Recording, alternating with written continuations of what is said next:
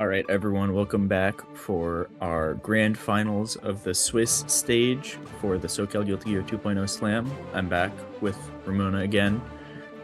Dr. No herself. What's poppin'? We're back here. We got the. It's kind of fun the way this ended up shaking out. Now, cause like we said at the top of the event, this is for seeding. This is to help kind of figure out where everyone's gonna land, so on and so forth. And that means that we had to find out which team is starting at the top of the mountain, which team kind of, gets to earn that first seed. And we have two left to decide from Team Autistic Duck, which we got to start the broadcast with, and Team Enigma that you got to watch just recently. And what a set that was, my goodness. I'm excited to be able to cast over some of these players. Oh yeah, no, it's gonna be a ton of fun. And I mean, I feel like they're two very fun teams because they have a handful of players that have been around the scene for a long time. Sophie D. Megafist, Aishwa, Anonpish, Shotokan. We have them who's been around for a good while, and then you have some, slightly lesser known household names, like the people that you really only know from either going to the locals or people who are from other fighting games, kind of getting to show up and show out for their team. So I'm actually really excited to see what we can get going for these teams. Yeah, absolutely. We got a very exciting set from Hangry just now.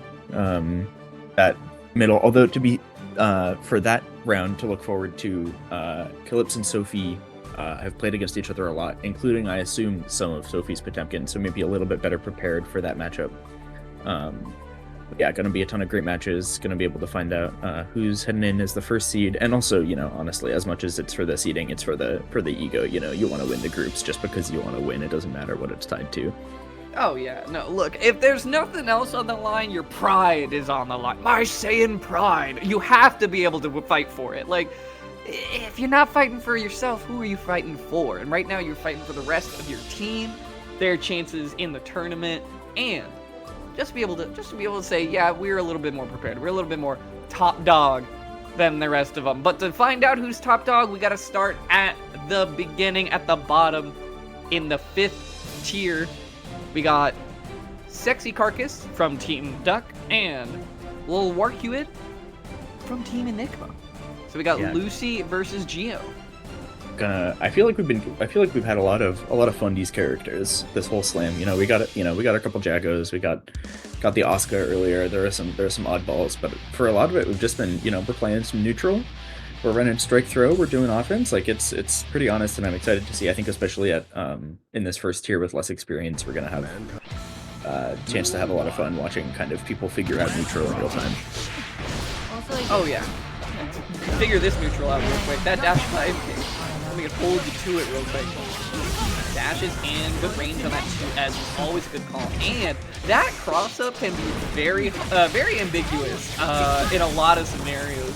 Just barely sneaking over Geo there. Got caught waking up with the press though. Yeah, and these big buttons that Lucy has, right, proving to be a bit of an issue maybe for Carcass going forward. Geo wants to be running in, wants to be covering that space, and Lucy doesn't quite match the speed, but is plenty fast herself, and oh my god, we're seeing the invisibility. Maybe this is, it's with that super, I feel like we've seen it be more or less kind of solved at the highest level. Everyone's usually going for the counter hit plus the contagion stacks, but it's fun to see. We're seeing some healing, we're seeing some invis, get to see some of the lesser used ones, which is fun. Yeah, and something I would like to see from Carcass, in this matchup specifically, is that, while Lucy does have those big buttons like you were just talking about, the one thing that she really does struggle with is being just in ranges where she can be very whiff punishable. You can use a lot of Geo's, longer range normals. That 2D especially is so good at sniping under far slash, beating out 6 speeds, things like that. I would really like to see if Sexy Carcass kind of has the range game down to be able to play this one out, but closing out a round with first advantage is a great way to start proving your worth, catching the overhead. Yeah, getting hit there actually left Carcass 2+ for the throw to work out, so, you can call it counterplay, although going to get sent to the wall anyway, and looking to claw it back from here. Ooh, and this check was okay. Oh, I don't think I've ever actually, I think in all of my time on this character, I don't think I've ever seen anyone do 6-8 into flip kick before. We're doing flips on it. That's awesome. That was cool. Show me something. Let me learn a little. Get the charge, steal an extra turn for it. Ooh, and empties that one out, dashes up with the throw. No opportunity for burst. Yeah, great patience there, right? Very happy to just, down back. They said, this Lucy character ain't all that. I'm just gonna hold it. Okay, now it's my turn. Gonna dash block, take the throw. So really great defensive play there from Carcass.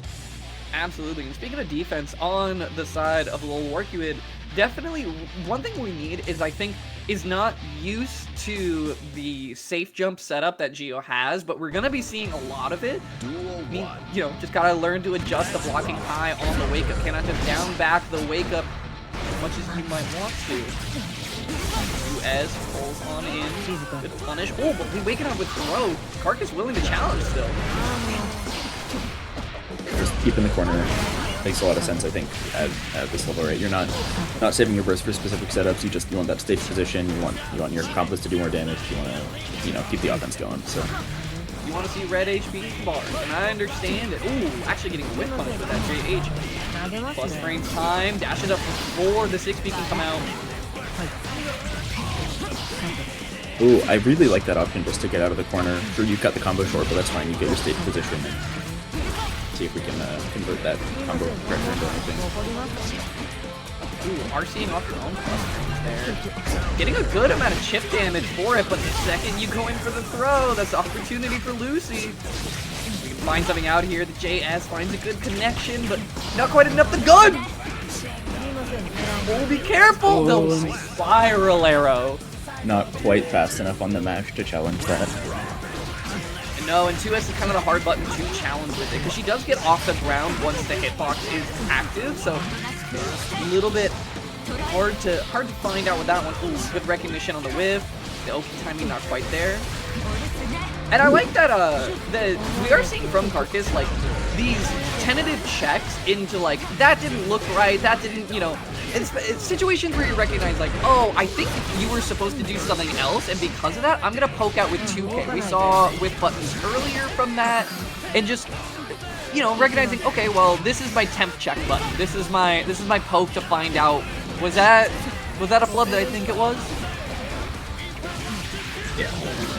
I will say, I think one thing that could benefit Carcass a lot looking forward to the final stage is just getting comfortable with that instant overhead JH a little bit more.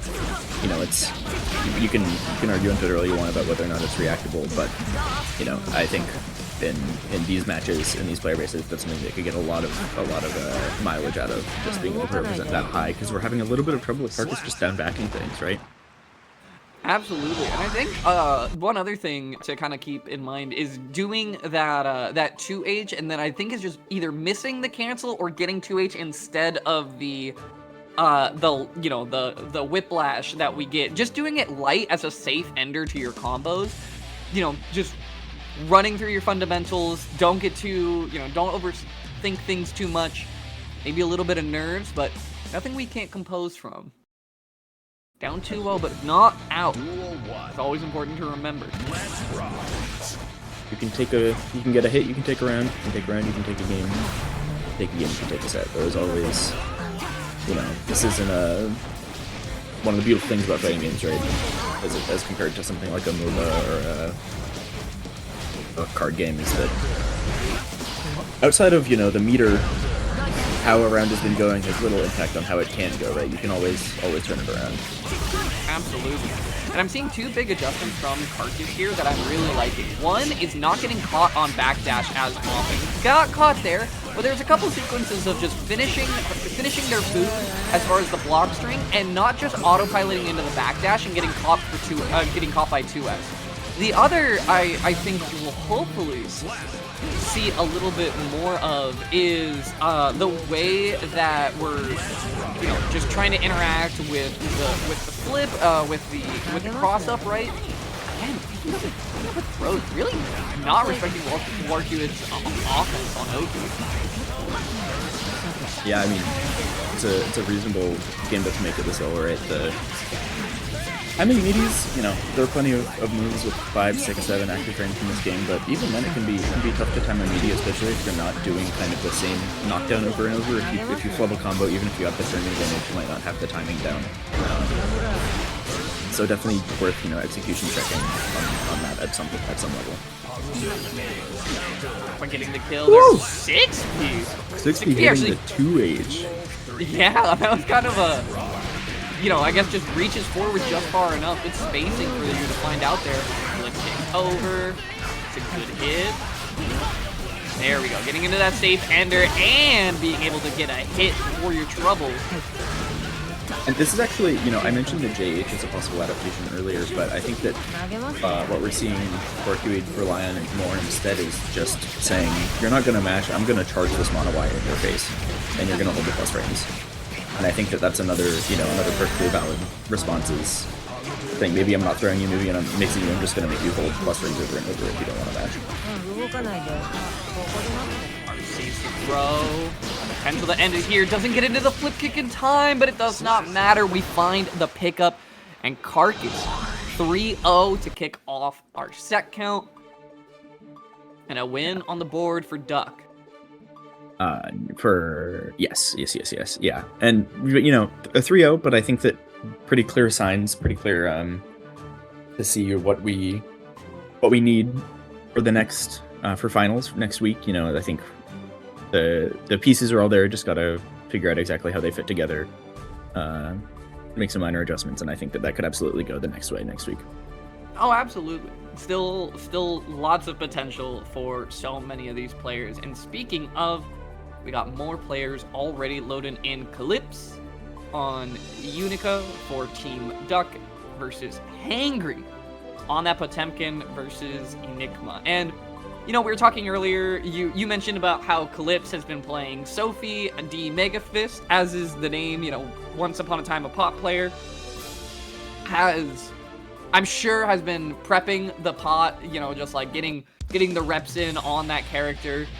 So hopefully it's a matchup that we have a little bit of experience in, you know, a little bit of ground to stand on coming in. Yeah, I mean, we'll have to find out the it's easy, you know, I think especially if you're less used to competing, a big green man walking at you can throw you off your rhythm even if you're familiar, right? It's just the risk reward is so threatening, the amount of options you have to consider. It's really easy to kind of get overwhelmed in it all and start letting the grappler get to you, so we'll have to see. Rush here, ready with the press though, Hangry. First OP opportunity. Catches back that nicely. Liz getting caught by this. Ooh, whoa, okay, I like it. Good reactions with the RC. Recognizes the Megafist back and takes the defensive posture for it. 50 for 50 is a very common strategy here. So really good up and flip. Well, blocks the tap dust but doesn't respect the Gigantor blocks then afterwards. But hold on, finds the hit, forces out the burst. Oh, but the heat tackle gonna close out the round, armoring through that JS. Just sends it, recognizes. Oh no, and we're cranking. And of course we do it again. Show me 3. Oh no, of course not. Oh, I think that was the third. I think that was the input. That's okay, it's working out. May have just been, but I mean, the damage is done. The damage is on the board. It's just about finding that last one. We tried to get the third one. Hangry wants it. Hangry's hungry for it. I think that. Oh, and the hammer falling on the bullet. Yeah, I think his diet consists primarily of Potemkin busters. If I'm taking a guess, but he's a growing boy. He wants his Wheaties. He wants his pot busters. And he wants. And you know what? Who's supposed to tell hold that against him? Gonna be game 1 going to Hangry.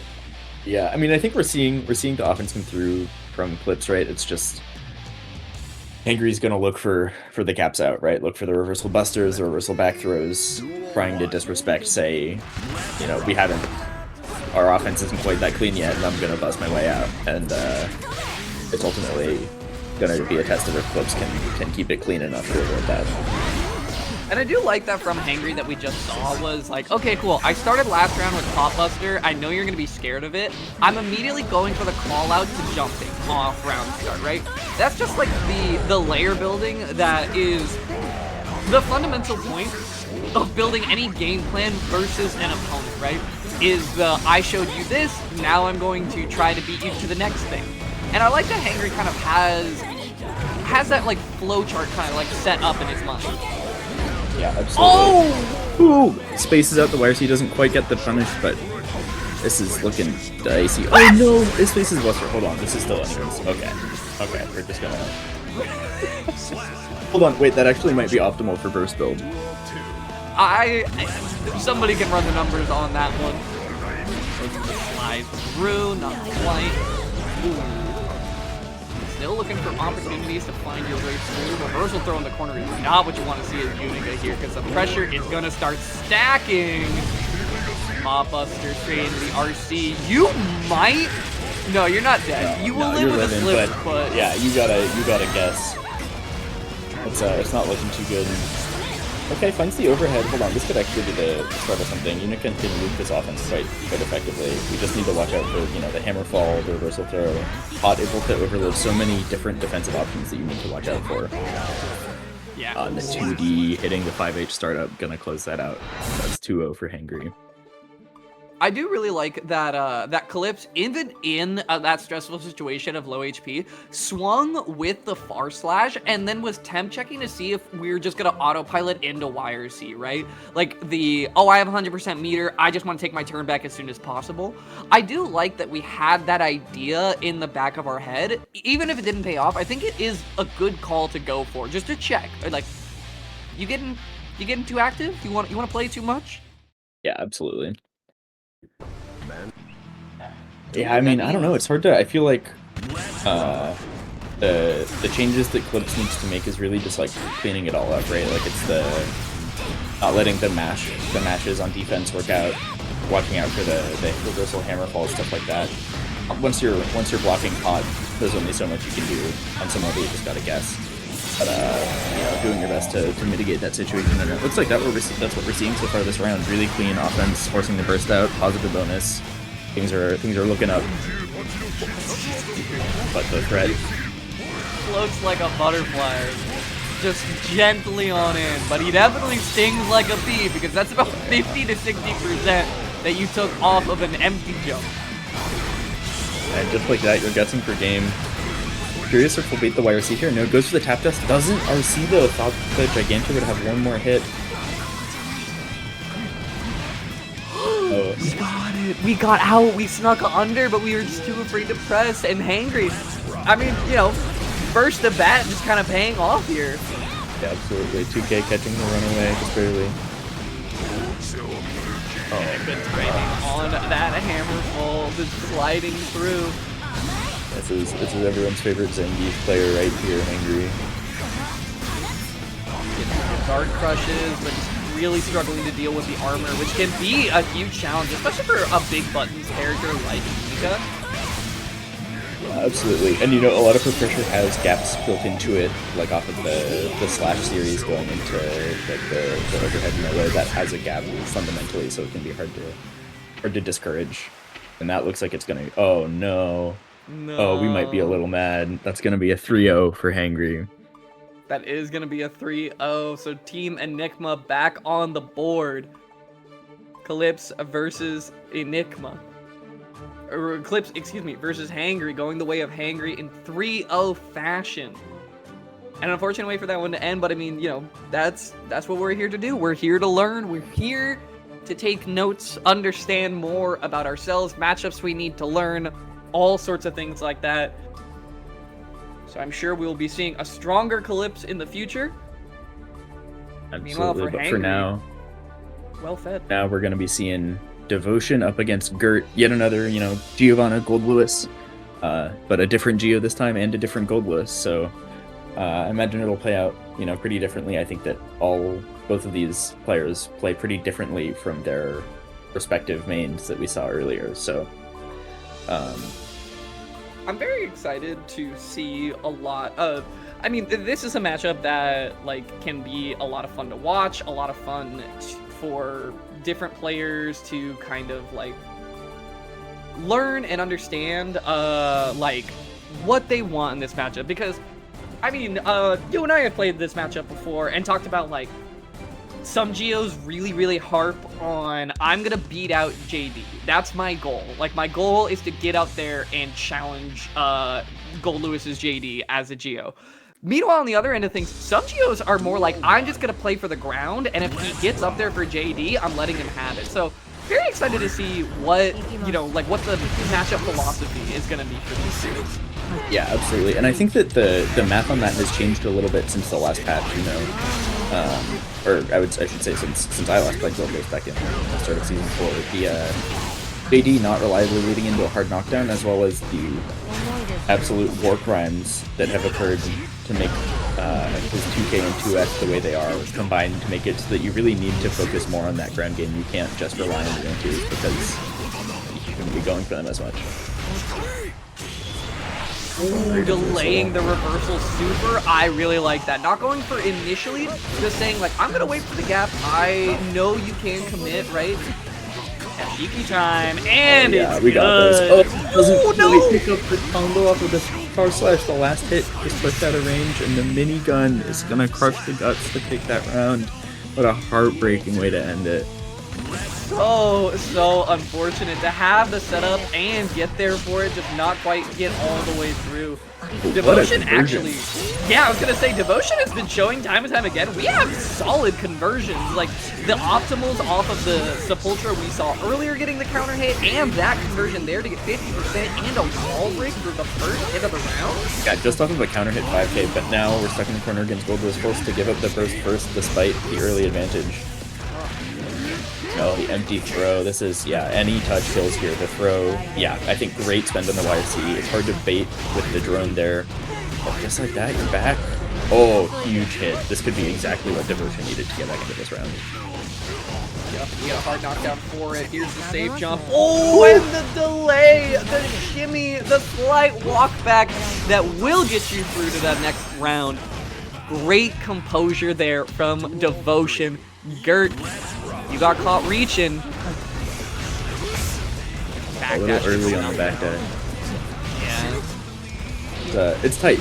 That's like a, you know, it's a pretty important piece of Gold Lews kind of play, being able to back dash those slow overheads, but it's not easy. Great defense here so far. We're not finding our way out yet, but blocking the high lows, you know, taking our ult, but now this is 100 power and you're being sent through the wall. This is... Oh, you're just dead! Yeah, no, you are long gone. You are long gone. No meter on Geo's side means that she's a bit more squishy than she otherwise might be. And I mean, that was a classic, just a Gold Lewis round, right? You got the blocks you needed, but you're just taking so much chip damage that until you find your way out, you're just waiting for him to get his one. And yeah, absolutely. A huge round there from Gert to get back. Take advantage in the set with that game one on the board. Very excited to see more of both of these players, though, because it feels like the offense is very well rounded on both sides. Yeah, absolutely. You know, we're seeing the fuzzies, we're seeing some really clean strike throw, shimmying that throw to close out round 2. On the other side, obviously, we've got the Gold Lewis block strings down. We're resetting with the slow ones, we're getting the high lows, we're getting the plus frames, we're running strike throw. I really appreciate seeing the empty throw in round 2. That's something that I think a lot of newer Gold Lewis players, they get so zoned in on the behemoths that they're just like, I'm just going to make you block forever. But no, mixing in those throws can really make the pressure extra threatening. So both of these players clearly have their game plans. Oh no, it's like we've gotten Strive earthed and might be vamping for a little bit while these players get back on the cab. They were stuck for a little bit. It looks like we're probably getting back into it now. We have found freedom. Devotion now free, ready to game again. We load back in. I gotta just say also, these are both great tags for very different reasons. I'm a big fan of both of these tags. Oh yeah, Gert, shout out to Go-Gurt, you know, the snack of champions for kids in the early 2000s. Meanwhile, Devotion, at least to me, almost reads like a StarCraft tag. Like, you know, like I feel like this is some like old esports stuff. Yeah, like that's like very classically what this is. Great spacing for that 2D, right? Let you walk close enough that you're not just gonna blindly block this. The second you get into button range, that 2D is already set and raring to go. Yeah, and we're seeing a bit of a. I think that these Geo players that are messing with the BRCs are attempting to do, I believe, some new tech that Casper posted of the up forward BRC forward round start. Lets you get a fuzzy, lets you do kind of the normal things on BRC, but it is, you know, it's a tight execution. Executing yourself again, execution checking yourself against the character as volatile as Goldblue can be a bit risky, but it works out that time. And I mean, if there is a time to do it, this is it, right? It's the, like, you have a practice, you have time, not getting the guaranteed punish off that. Very unfortunate for Gert, but, I mean, you're in a corner situation, you're finding overheads even. 5H time, yeah, that's going to be your turn over. Gets it this time. Sheikah time. Oh, yeah, so low. Come on, it's the first one's high, the second one's low. Of course it is. Yeah, you gotta let them know you have both. Yeah, establish that there's a fuzzy, and then establish that you've done the fuzzy to break it with the low. Of course, it's natural. Oh, big counter hit there. Not quite close enough to get the pickup off the 2 and 4K, but this is still a pretty comfortable position. Although, anything can happen against Goldblue, and this is a lot of damage. I kind of disagree with using the... Yeah, I was going to say, I don't think 2H was exactly the button I was thinking, but... I mean, it did end up working, so who am I to judge? I kind of disagree with the minigun usage there. I think it's like, it gives you damage and it gives you screen space, but it puts so much room with a Geo that has meter on the, between, like, you're going to be dealing with so much dash speed, you're going to have to find a way in without being able to cover the ground game with drone. Yeah, absolutely. I think, maybe it was a really far hit on the 624, so the roaming cancel wasn't going to connect. I think maybe it was just a bit of a lack of comfort on how to convert from that far. But yeah, the mediocre Oki, it builds a ton of burst. That's probably the only way Devotion gets another burst in that round is because of that minigun route. So that's all in the past. We're playing game 3 now. We're getting through a loop. It's Street Fighter. Ooh, goes for the 2S, says I'm not throwing you again. Or below. I love that little fake overhead, the DP on block. Now that she gets so much higher and that JD is so much faster, you really have a lot of extra time to make that a very scary threat because, you know, Geo does not have a great overhead. That button, or that special, is kind of her only option other than 5Z. So you're not thinking about it, it's just such a jump scare to throw out in the middle of sets. And I like Devotion's bag of tricks so far. Yeah, absolutely. I think a lot of the consensus on Geo this patch is moving towards, like, you know, run your safe stagger pressure. If they bite and get counter hit, then awesome. But if not, you're just farming meter for the, you know, the mix-ups, the DP PRC, the BRC fuzzies, all that kind of stuff. Yeah, she went from a character that's been fairly, most would call bare bones, most would call very, you know, like, beginner friendly, to now she's kind of become a setup character. She's got, like, just, like, this very neat bag of tricks, and it's about finding out how to use it. Oh, that counter hit not meaning anything. Very unfortunate. Dashes up with the throw. Gert, what's it gonna be? Gold burst? Gold burst back into the corner. That's so scary getting gold bursted there.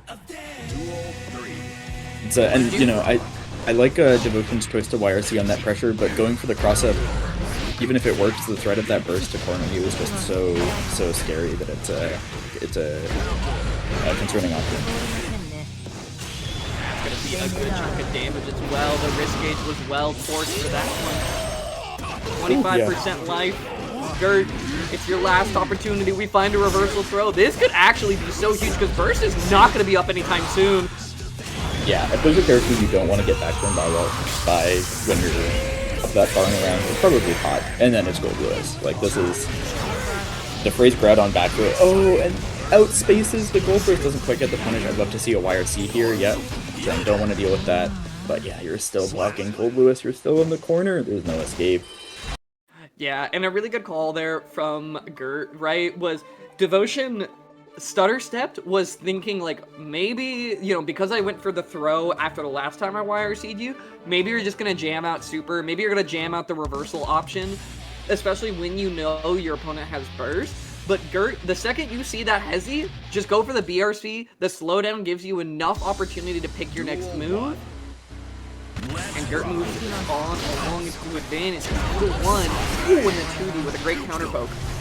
Yeah, and I think that this is a part of Devotion's game plan in neutral that works really well in this matchup, right? We were talking about how good Goldbluis's new 2K and 2S are in this matchup, and 2D is a great way to just outspace and say, sure, you're covering the space in front of you, but I'm over here and I'm counter-hitting you with a huge disjoint. Absolutely, multi-closer. Pressure in the corner here. Still not really finding an answer to that JD. Oh, the backbreaker.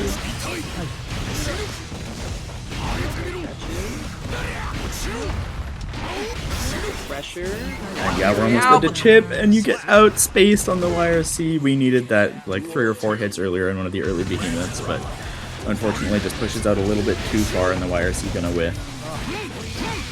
Unfortunately, Geo, not known for her defensive options through and through. She has that 5C, but once that gets out of range, you really feel just how much pressure you have to hold from Goldbluis in this matchup. And you're just dead.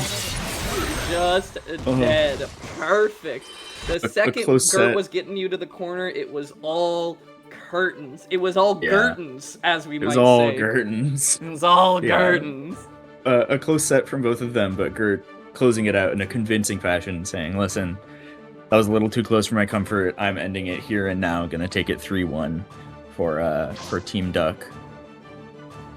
Absolutely, and that means that with 2-1, Duck to Enigma, we go up to the second place of each of these teams, to the second tier. We got Sophie D Megafist on the Jam versus Shitkin, Shotokan. Honestly, I'm sure this was brought up as he presented himself on stream earlier, but if you think to yourself, man, who put all of that delicious, informative data on Dustloop? Where do I go to get all of my information on frame data for each of my characters' moves? Who's behind all that? You're looking at him. That is the guy. This is the one, that cowboy hat wearing, just honestly saint of us all, who just worked so tirelessly on Dustloop. Absolutely. Now you're rubbing shoulders with him. You're playing the game with him. It's an honor that we all have to get to share a scene with John Dustloop himself. But we're gonna be getting right into it. I imagine this might be a pretty difficult matchup for Jam. You know, she has that really sticky pressure. The good run speed, all of that, but I think that from my experience with her so far, it seems like she struggles to answer some of these longer range normals, you know, like the Kai Far Slash and 2S of the world. So the question will be, big drop from Shtick in there, but I think the question of the set is going to be, you know, how effectively can Sophie find her way into her effective range? Yeah, and I also think that, like, Shotokan as a player is very he's just been around Guilty Gear for longer than most any of the That's an old Kai classic. If you're too close to the wall, the projectile spawns behind them and you don't get the break. That's crazy that is still in the game. I haven't seen that in a minute. But I think that, like, Chicken is definitely a player who is not going to get, like, just autopilot blown up by offense. I feel like he has a generally good block pattern. I feel like he's pretty good at adapting to things on the fly. So the longer this set goes, the more I think Shotokan might just take it. But bursting this? For the hero. If I'm sticking here, I'm looking for a chip kill. Yeah, just throw the fireballs, of course the FD. It's so much harder to play neutral around those fireballs when you know that you have to FD every run. Ball getting a good amount of block stun to move around with. Ooh, and we backdash out the throw. Oh, cross up the DP input, yeah. I think if there's an equalizer in this matchup in terms of neutral, it's definitely that puffball. The ability, you know, shuts down Far Slash as an option a lot because of the low profile under it during the command dash, and then it's just such a big disjointed hitbox that I think we're going to have to see Sophie really rely on that kind of to carry the weight in neutral. Although right now we're seeing a lot of success out of these air options, right? The up back into the Ryujin, the sliding one. Like Jam has a lot of ways to mix up. Ooh! Just slamming the reversal has so much range. Might as well. You're plus, you're gonna press. Yeah, it's very, like, it's always just the very common, like, Kais are going into install, and they're like, it's my turn, it's my time. Like, I did it, I got to the install state that I liked. And immediately just jamming a reversal super in front of them is always a good thing to show at Kais that you're willing to do. Absolutely. Oh, a bit of a misconfirm, gonna be a punish there. And it gives up a lot of the screen space. You know, we had that corner, and just giving away for free could be pretty dramatic for the outcome of this round. But we'll see. Jumps over, Beckett gets our corner again. Good combo as well out of that cross-up on the corner, but Chicken finds himself in the offensive position once again. The YRC immediately jamming that in. The neutral skip. We need to find buttons, and we need to find them now. Vapor gets a good hit. I don't think Burst is coming back in time. Oh, nice. The Vapor thrust will take game one. A hard-fought game one. A little bit of a slugfest, but absolutely. Both players getting their turns to throw hands, definitely. Yeah, I think Chicken's just being able to maintain a really solid, kind of safe game plan for the most part, right? Relying on these air fireballs, relying on the good pokes. The air-to-airs have been really good with the up-forward JS and things like that. And then not doing anything fancy on offense, you know, we're not trying to do crazy mix-ups, we're not even really doing that much tap dust, we're just making you block mids and doing spacing traps and trying to catch the fuzzies. Nice little focus 3K here, temp checking. A lot of Shotokan's offense is just going to be really just standard, right? It's just like, we're going to put some buttons in front of you, like, not trying to steal anything. We very rarely even see, like, Fuja art from Shotokan to, like, rob a turn from you. Yeah, and I think part of it is, like, we've talked about how comfortable he is in neutral, right? He doesn't mind being -7 full screen. He says, that's cool. I'm back where I want to be. I'm not going to give you a chance to reversal me if I can return to neutral and just, you know, chill out, run my game plan. Yeah, why get blown up stealing when you could just be honest with them? Just be a hard-working man. RC, and through the wall we go for one more round in Shotokan's favor. On the side of Sophie Megafist, really finding, like, some money hits, just finding opportunities. But again, that's sort of the way Chicken plays, and the way, if Chicken is not going to greed for too much, if he's not forcing his offense, if he's not trying to, like, get a little greedy, it's very hard to find opportunities where you get huge chunk out damage. You're gonna have to take your nickel and dime hits and just, you know, make the sense matter. Yeah, absolutely. He's playing the risk reward. You're gonna have to make him take the throw a couple of times. Just, you know, take your little hits, hope they add up to enough. And I think we're seeing... Oh, FD pushes the tap dust out too far, but we got the air throw. No damage because of Piercy scaling, but you keep the corner. And oh, we are calling it out. Oh no, it doesn't convert, but that's okay. We pick it up. Yeah, we get there in the end, backing Sophie. And I think we're seeing him holding corners. You know, figure out the ways that Sophie was navigating around in the first game, right? He's scouting out the upbacks, you know, looking for the air stall or the aerial low, being much more aggressive with the JSs and the air-to-airs. Just saying, hey, I've seen that this is how you're trying to get around my buttons. That's not gonna fly. You gotta do something else. Duel 1. And I'm very excited. I think I would like to see, like, because we did see Sophie going for a few throw confirms against other players, but I think when you're, especially when you're playing a newer character, right, you're a little bit too in tune with, these are my new character's options, like, I gotta cycle, you know, I'm cycling through these options, but sometimes you gotta keep them honest enough to just be like, I'm going to press close slash and then run up and throw you, and you have to hold that.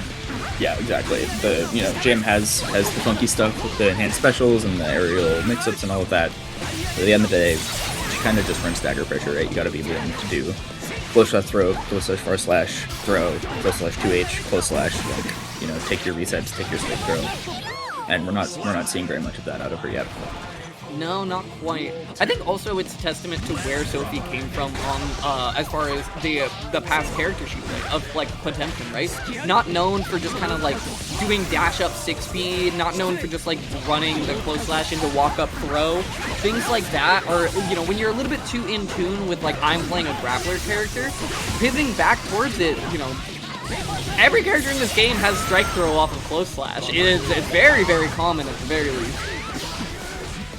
Yeah, it's a different calculation when you're playing a character without a dash, right? You don't get to say I'm plus, I get to run up. It's like I'm plus, I'm gonna walk at you a little bit to get back into throw range, and that's a very different kind of way that you have to structure your strike throw. Oh, and a pickup off of the lightning strike using the PRC, and that should close it out. Yeah, that nice high hit gives Shitkin plenty of time to spot that one out and clean up the set. That's going to be 2-2 apiece. So, of course, both these teams being 2-0, both these teams being at the top, it's gotta go all the way to decide who's gonna sit at the top of the mountain. Schwa, Schwa, our Jacko, longtime Jacko player, longtime Skullgirls enjoyer, you know, been around the Melty block. I guarantee you, if you can think of a fighting game, Schwa might have, you know, finished top cut in it once or twice in his life. Meanwhile, on the other side, we got Anon P on that Geo with the jam in the pocket. Yeah, got a very entertaining match out of him last one. Actually, both of these players were maybe playing it up for the stream a little bit in their respective matches. You know, we had Anon P with the PRC teabag to close out the set. Schwa going for the charge dusts. I think that we might have a bit of a clown car in our hands for this one, and I cannot wait. And I mean, like, I'm just excited. I'm just excited to watch some more Strive, especially like. I feel like it's always kind of fun when it's players, like, you know, because of course, you know, this is a coaching event, this is a learners event, etc., etc. But it is kind of fun when it's people that have been playing the game for a while. They just never really tried to dive that deep into it, never really looked for coaching before. And that's kind of the fun of having an event that is for varying levels of play. Like, Schwa has been around this game for a long time. But has he really, like, main gamed it? Has he really dedicated to learning until an opportunity like this presents itself? Kind of fun. I don't know. I like seeing people that have been playing and they're just like, all right, let me see what I can actually do in this game. Let me come demonstrate. Yeah, absolutely. And, you know, I think it's a really great opportunity for the coaches, too. I've been kind of sad. Leahi got the privilege of coaching in the last one. I mean, the privilege and the responsibility, obviously, running it and coaching at the same time was tough. But, I would love to be able to coach one of these things at some point. I feel like it's a surprisingly valuable kind of exercise in deepening your knowledge of the game as well, either through teaching other characters or, you know, I think just like getting good at communicating is a really valuable skill. But enough of that. We're getting into this. Schwa versus Anon P. Starting off right with that 2D opening up, and this matchup especially, you can see a little bit of a. There's two very different modes where once you get the Geo on the ground, the Geo can really start working. But as long as that Jacko is up here throwing minions, launching JDs, it can be kind of hard for Geo to get her back down. While you're waiting for her to just descend to the sky, she's finding chip damage, she's finding hits, she's placing minions, and she's setting up to take round. Yeah, absolutely. Schwa looking very, very comfortable in this matchup. I don't know if it's one that he's actually played that much, but doing a really good job knowing when and if he's likely to, you know, look to try and approach and covering it with the defend command or just, you know, sticking out a button already. That being said, you know, we're getting some Geo offense for the first time. Schwa blocks the fuzzy. He blocks more fucked up stuff than that, and Skullgirl's, you know, 8 times around, so not likely to be phased by a metered 50-50. No, he has blocked a fair amount of dirty mixers in various games. Happen to be blocking something like that. But, I mean, look at the position that the Geo still finds herself in, right? You have so much meter to make that next hit count. And to be able to sneak through the minions just to get it, I mean, hey, putting yourself in the right spot at the right time. Yeah, absolutely. Something that I think might come up a lot in this set, oh, we've got the explosion command, yeah, you're gonna burst that. I don't imagine that Anon P has a ton of experience in this matchup. You know, obviously has been around in Socal for quite a while, but doesn't, you know, doesn't come out to compete quite as much. I imagine, you know, hasn't played against Schwa an insane amount recently. And Jacko practice is real hard to find these days. They're really, like, 1.5 Jacko players, and, you know, it's a matchup where you might need a lot of experience on the instant blocks and where you can interact on defense and all of that. So. And I'm shocked that 2D whiffed after the fight shield. yeah, that's enough forward momentum to think it would reach, but just not quite. We found the money. At least put ourselves in a good position. It's a guaranteed safe jump, so the defensive options for Jacko here are limited. What do we got for it? Oh, that kills the... Wow. Just enough. Jacko made of paper just a little bit, and gonna go down. Not opting for the safe jump going, I don't think you're looking to reversal. You know that I can safe jump here, so I don't have to. I'm just gonna throw you. Super... I mean, honestly, I thought the OTG was gonna have to be needed to kill there, but all the same, Team Enigma takes advantage. Goes up 1 game. Only so many more to decide our winner here. Yeah, and I'm so glad it's coming down to this. You know, I couldn't have scripted it better. 2-2 between two longtime Socal goats. It's the thing of beauty.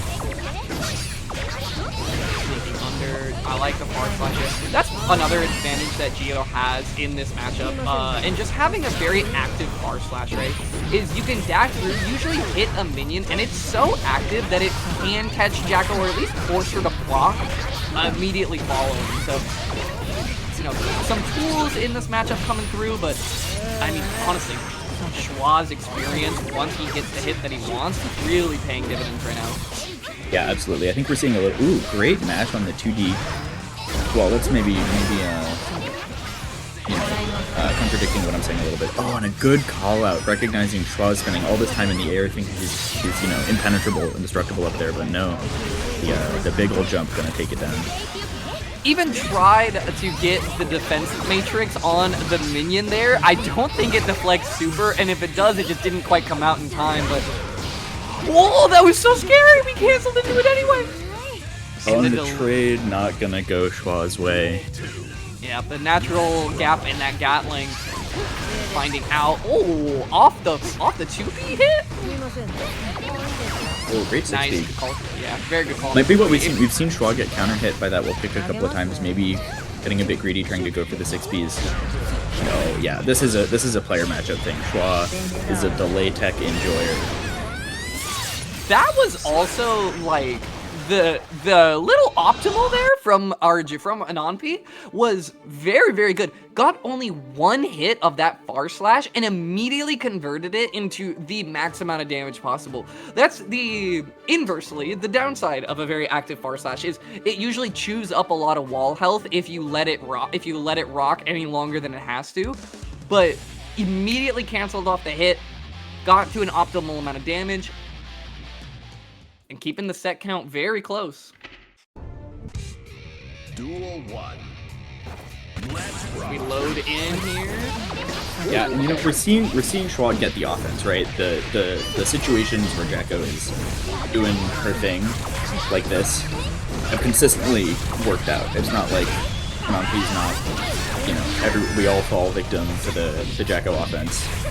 It's just, you know, how consistently can we get these minions set up in the corner? How consistently can we find these hits once we do? And that's a chunk of damage. Yeah, that's a pretty healthy chunk. Schwa getting, I mean, for all things considered, Schwa is not making these rounds like feel like they should be anything but in his favor. He is getting the hits that he wants. The pressure is really, really on. Yeah, absolutely. It really is just like, you know, Gio's 2D. They nerf that move and it's still belligerent. It's so good. Oh, we don't know about the Schwartz dust that's plus on block? Okay, we're quick learners. We only get hit by it once. Everyone can get schwashed once. You gotta get schwashed to get clean. Absolutely. Oh, and straight into the super. No chance to burst. Great decision making from Schwa. Yeah, because you could have just gone for like the throw there and taken that damage there, but going for the jump, recognizing that you're just trying to jam a dash throw in, huge heads up play from Schwa, and again buffering straight into that super, saying either you're either you're going to burst immediately or I'm taking this round. You know, it's the sort of like all these mind games that we play with burst. Sometimes you just need to jam the super and say either you did or you didn't. You know, Yeah, let's find out. And it works because of the mind games, right? Because you know that's not a safe burst point. It just landed from an aerial normal during BRC. They can bait that burst easily. And so you're like, oh, well, I can't burst now, but then the super just knocks it out and said, well, you should have. Throwing minions, lobbing it out, getting the pressure started. Look at the whole family's here. Oh, family gone. Yeah. Jacko over yet again. But don't worry, there's plenty more where that came from. Oh my goodness, we're getting air throw. Oh. Alright, we're not taking any more of that. Oh my god, that did so much damage. Oh yeah, Jacko was very, very squishy. Oh, and we got away with murder. We got to whip the throw and find a 2K hit. The tap does through the wall we go. No, we hold on. No, I really like taking the corner here. I think recognize the damage from going through the wall wasn't going to be enough. Although it might not be enough anyway. Yeah, still on a pixel. And this is scary. Geo, not that far off from 50 meter. Sure, any neutral hit will do it, but a lot of Geo's neutral hits, not going to matter. Just tapping the minion. Yeah, just saying, go forth. Let me send this one out. It is always kind of an awkward situation for Jacko post wall break there because you get positive tension, but she very rarely wants to run at Geo and give her opportunities to punish. So you're never really cashing in a ton of meter back off of those positive situations. Yeah, absolutely. And you know, a lot of time like I'm sending you through the wall, but I'm losing my minions. Right? You have characters like Ram, Sago, Abba get a bunch of users back. And they send you through the wall. Jacko has to give all that setup up and say, okay, sure, I'm getting positive, but I have to win neutral again, and then I have to set up minions, and then I have like it's a multi-step process. So I like keeping the corner if possible with resistant control here. That battery gauge is running a little low, still making it count for now. Finding that hit after Geo spins the meter might be curtain for the round, because first we'll be able to close us into the corner. You're gonna have to hold a lot of pressure here. The tension is starting to go down. Look at the chip damage starting to reach to the table. One hit. A bit of a PRC. That could be a big chance for Nampi here, but no, not gonna matter. Gonna get caught by the 2D. Just like that, it's game 5 time. All the way down to the wire. All the way down. I wouldn't want it any other way. I mean, could you couldn't ask for it any other way. You gotta have it. It's a thing of beauty. And of course, I know both teams' coaches are absolutely losing their minds right now. I'm sure there's cheering. I'm sure that listening to these teams would be a treat, but there's only 2 players that matter when it comes down to the wire, and it's Schwa and Ananpi. Duel 1. Who is It really could be anyone's game. Schwa, clearly, you know, the momentum going in, threatening a reverse sweep, but Ananpi, I think, has been flying it back. You know, the last round was closer than the one before and the one before, so might have figured out the adaptations in turn. And oh, Gold Burst is a threatening. Oh no, this is not how you want Geo first to 1 to start if you are Schwa. No, you do not, but find a way out. No time to RC. You're taking this one. This is 100 bar Geo though. This is scary. This is scary for everyone. Oh my god, and the counter hit, is that gonna do it? Goes straight into the super. I think the claps have scaled this too much, but still a really threatening situation. You're guessing, you know, strike throw, hit YRC, jab tries to bait it, but just barely too early, and this is, yeah, I mean, one wrong guess and you're has to spend a meter to keep safe, not able to set up an FG to recover the throw, so, oh my god, it's so close! The TP hits the minion, but not Jacko, just a little bit too far. Ananpi just lost his mind there at the end. That was just so unfortunate, but not the way he wanted to go. You still have a round on the board and you have first. Now being finding the counter hit 2Ds again. Great confirm. Yeah. This is going to be so much damage. Yeah, and a wall break as well. 50% and positive meter to boot. You need to buy enough time that you get some meter back on the first side of the thing, but also it's time to start closing things out. Oh, and Schwa spends the burst on the round, says, listen, I got meter. I just need to knock you down once, I can win this. Doesn't respect the meaty minion clap. Oh my god, this is so scary again. Oh no! Ending with the Schwarge Dust. Is this gonna kill? I don't think so. No, it's too scaled. The PRC scaling. But still, positive bonus now back for Schwa.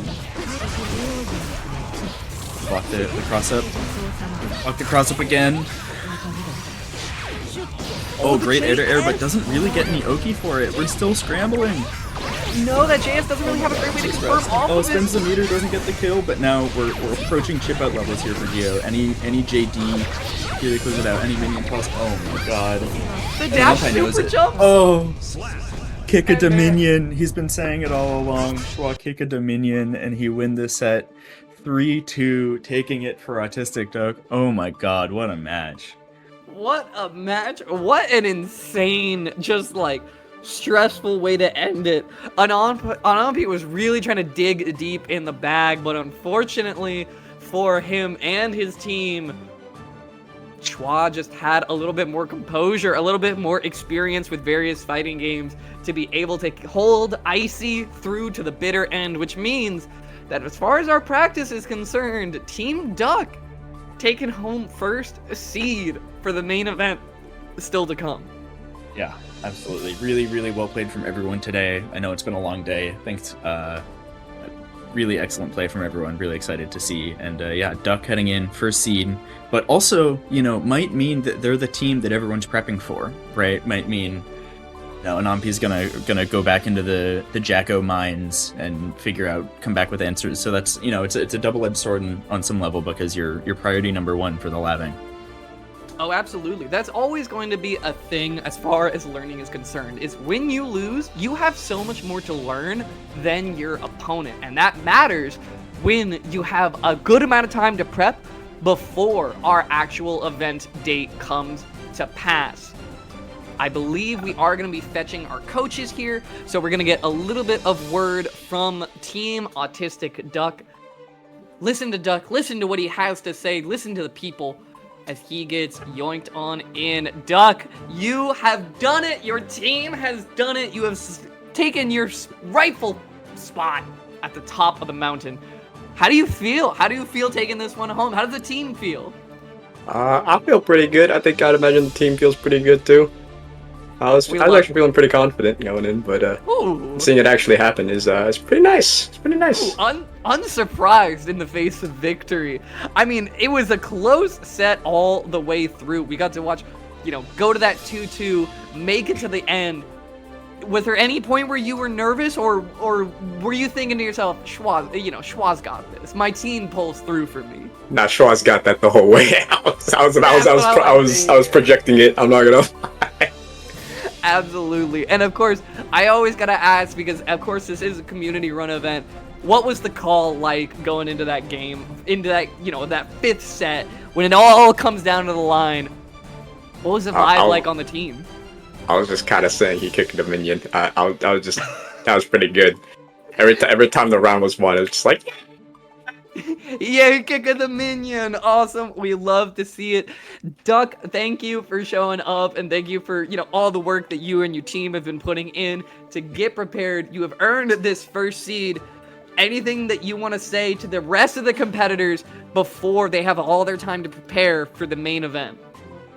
I don't know. Don't prepare too hard. That's bad for our team. I guess. Love it. I love it. That's plenty good for us. Duck, thank you so much. Thank you, of course, to everyone in the chat who has been tuning in and enjoying the broadcast. It's been a ton of fun to bring you this. I believe we have some closing words from our hosts and organizers. So without further ado, I will be signing off to them, passing it along to Leahi and Hopeful Romantic, who are going to close out the broadcast for us.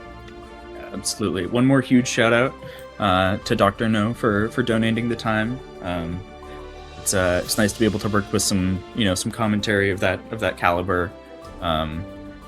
She's out here doing commentary for regionals, for majors, and and not us. Too esports. Yeah, and not too esports to not still do it for us. So huge appreciation. Agreed. And as always, huge shout out to all the players, all the coaches. Saw some really excellent games today. Excited to see even more next Sunday. In person, as fighting games should be. Go to your locals, people. Thank you so much, everyone, all the players for spending 7 hours today on here playing their sets, all the coaches for working with their teams the last few weeks, everyone tuning in on Twitch, helping make this successful. Please tune in Okay. next Sunday for the finals day. Please make it out to the venue if you are able to. And we're excited to see you there. We're going to have even more exciting sets next week. Yeah, we'll be posting stuff for that in a day or two. Just finalizing some things. Huge shout out to the sub gifters today. It was extremely unnecessary, but appreciated regardless. But yeah, just we love the sport. We're trying to support y'all. Thanks for tuning in. We will see you on Sunday. Have a good night, everyone.